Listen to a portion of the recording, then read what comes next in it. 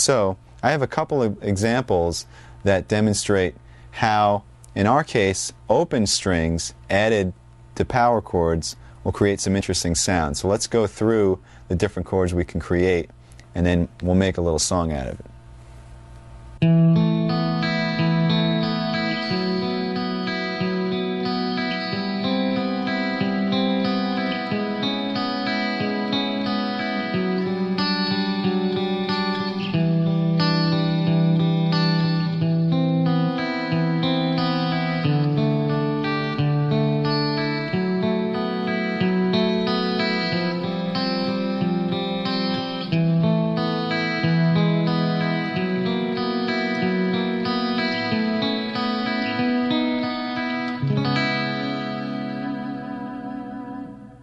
The first power chord was an A.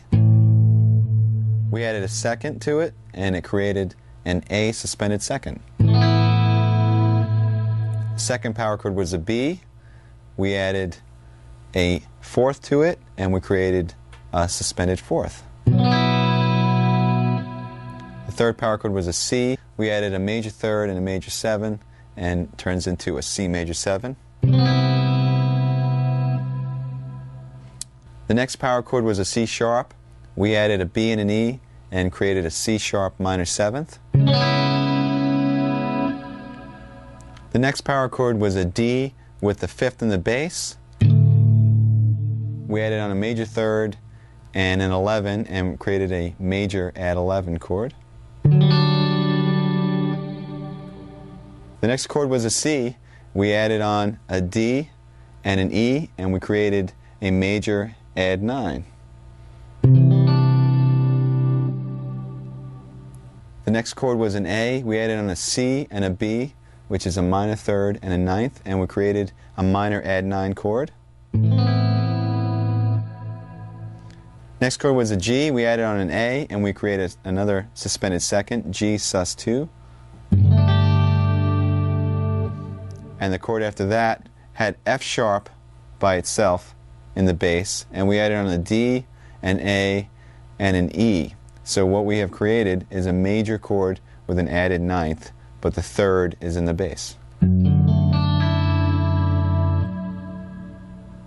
Next chord was an F sharp. We added on an A, a B, and an E, and we created an F sharp minor 11 chord. Chord after that was an F. We added on a G, and we created an F sus 2.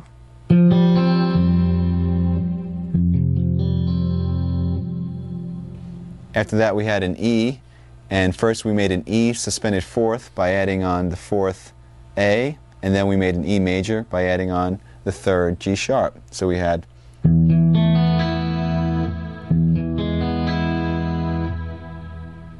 the next chord was an F sharp. We added on an A sharp, a B, and an E, and we came up with an F sharp 7 add 11. The chord after that was an A. We added on a B and a C sharp to create a major add 9. And the second to last chord was a B, and we added on a D sharp and an E to create a major with an added 11th. And we end the whole thing up on a C sharp minor 7.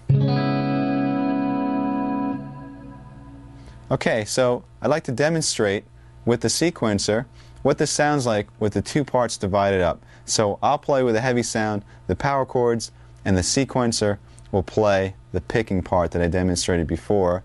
And instead of having an ugly mess trying to play it all together with distortion, we have a nice collaboration of the two parts. And this is great when you're recording because you can add a lot of fidelity. You can have a great heavy sound underneath, and then with an acoustic or a super clean guitar you can do the picking, or that could be piano, whatever. It adds a lot of dimension to your writing. So let's hear what that sounds like.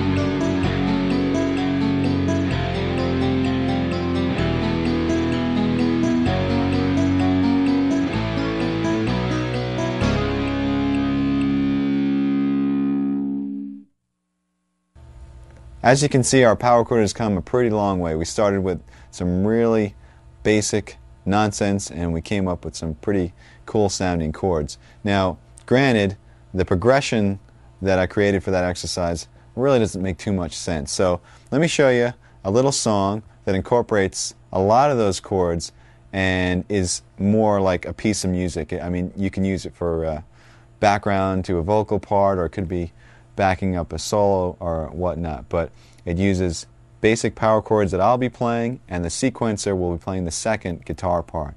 And check it out.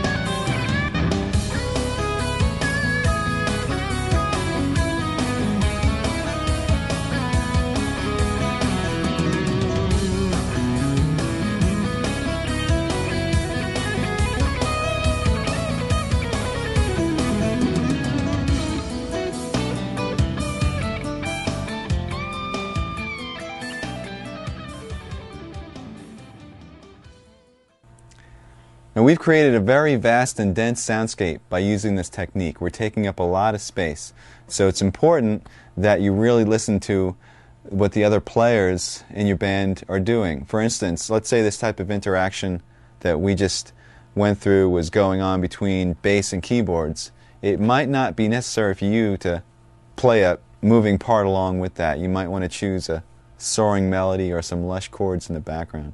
The point I'm trying to make is that you should really listen for space when you're writing. Listen for register and listen to what the other people are playing. This way you contribute what's right for the song as opposed to just worrying about your own little part. Remember, the song comes first.